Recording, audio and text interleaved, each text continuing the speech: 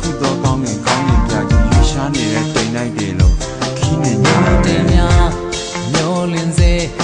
ဘယ်လိုပုံတန်တွေခွဲလင်းတကယ်တမ်းတော့ကောင်းကင်တမိုးအောင်ခီးသွားကြပါကွယ်တို့လူသား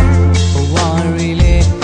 ဘယ်လိုချေအနေတွေချလင်းမြင်စမ်းများတဲ့လောကတန်တရားရဲ့ရုပ်သေးရုပ်များပါပဲ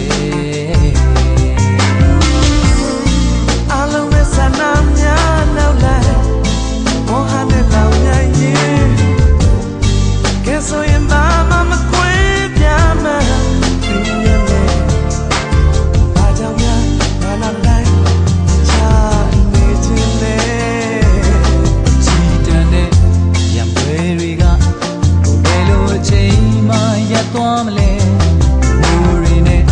မာနာရီပွက်အမုန်းပြီးမိတော့များပါပဲ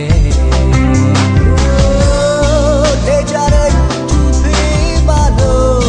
အားနေတဲ့သူရဲ့တရားတွေပြည့်လည်းမပေးကြတဲ့လောကနဲ့ဒီကနေ့ဆုံးလာတဲ့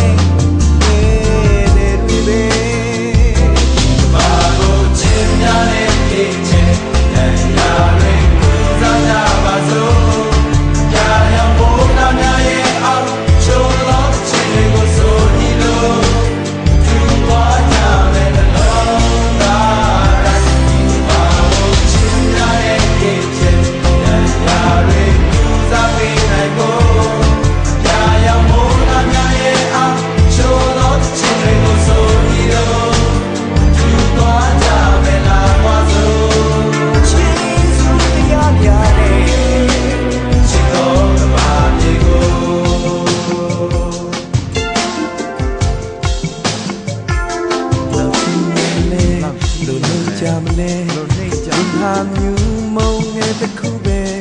သမုံတရားထဲကရေပွဲငယ်လေးတစ်ခုခုရင်ခုပြောင်းခဏတန်ပဲတို့ချင်ရ